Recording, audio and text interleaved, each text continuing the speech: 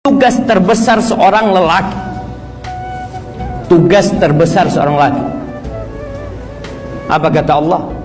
Ya ayyuhalladzina amanu qu anfusakum wa ahlikum nar wa quduhan nas wal hijarah 'alaiha malaikatun ghilazun shidad la ya'suna Allah ma amarahum wa yaf'aluna ma yu'marun. Kata Allah, wahai orang-orang yang beriman, jagalah keluarga diri kalian dan keluarga kalian dari api neraka. Dan ini tugas terbesar seorang lelaki, mengajarin istrinya sholat, ngajarin istrinya tentang Allah Azza wa Jal, bukan hanya kasih makan. Wildan tahu Fatma bisa hidup tanpa Wildan, Allah yang kasih makan dia punya rizki sendiri. Tapi Allah perintahkan kepada para suami untuk menjaga istrinya dari api neraka. Dengan apa? Dengan cara kasih makan. Bukan hanya itu, didudukkan istrinya, diajarin istrinya, tengah malam bangun malam.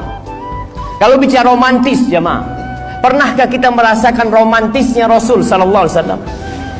Ketika Nabi alaihi salatu wasallam mengatakan, rahimallahu imra'an qama minal lail fasalla. Allah merahmati seorang lelaki yang bangun di malam hari, kemudian dia sholat. Selesai dia sholat, apa yang dilakukan dia? Thumma aiqadat ahla, dia bangunkan istrinya. Bangun nih, sholat malam. Thumma fa in lam taqum, kalau dia nggak mau bangun, dicipratkan air di wajahnya. Kemudian istrinya bangun, sholat malam bersama suami. Itu romantis. Wa rahimallahu imra'atan, Allah merahmati seorang wanita, seorang istri, qamat minal lail fasallat, dia bangun malam, dia nggak bangunin suami. Dia bangun malam, dia sholat. Selesai sholat baru dia bangunin suaminya. Bang, belum subuh nih bang. Itu dirahmati oleh Allah Azza wa Jalla. Bukan bulan madu berangkat ke Bali, berangkat kemana? Qiyamul lail. Yang kata Rasul sallallahu alaihi wasallam, wa'lam anna syarafal mu'min qiyamuhu bil lail. Ketahuilah kehormatan seorang mukmin, kemuliaan seorang mukmin bukan di bintang yang ada di pundaknya, bukan di gelar yang ada di hadapan namanya, tapi qiyamuhu bil lail. Ketika dia bisa qiyamul lail, itu baru seorang lelaki akan menjadi terhormat dan mulia. Kemudian Wildan tahu bahwasanya Fatma tercipta dari tulang rusuk yang bengkok. Hari-hari akan menunjukkan kekurangan istri. Tapi ana yakin engkau menikahi Fatma bukan melihat kepada kekurangannya, melihat kepada kelebihannya. Allah Azza wa Jalla mengatakan, wa'ashiruhunna bil ma'ruf. Kata Allah, gaulilah istri kalian dengan cara yang ma'ruf, bijamilil kalam, dengan ucapan yang indah buat istrimu, dengan nafkah yang baik buat istrimu, tidak memasukkan kecuali yang halal di rumahmu.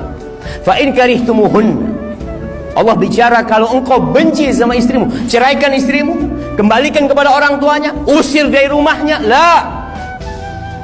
Apa kata Allah Azza wa Jalla? Fa'asa an takrahu syai'an wa yaj'al Allah fihi khairan katsira. Bisa jadi yang engkau benci, di situ Allah simpan banyak kebaikan. Maka husnudzon sama Allah Azza wa Jalla. Setelah engkau mengajarkan kebaikan, jadilah engkau lelaki yang terbaik. Siapa lelaki yang terbaik, jemaah? Kita semua merasa baik. Tapi kalau ingin tahu lelaki yang baik, tanya sama bininya, tanya sama harimnya. Gimana Rejal? Gimana Fulan? Kalau harimnya mengatakan, na'am, anda nggak pernah melihat lelaki yang baik seperti dia, berarti dia orang baik.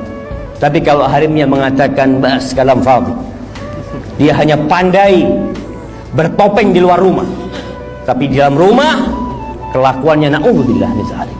Kata Rasul sallallahu alaihi wasallam, khairukum li ahli. Orang yang terbaik di antara kalian adalah yang paling baik sama keluarganya. Bukan sama orang lain, sama keluarganya. Dia punya kekuasaan. Suami ini punya kekuasaan, punya kekuatan untuk menundukkan istri, untuk menginjak istrinya, tapi dia tidak lakukan itu.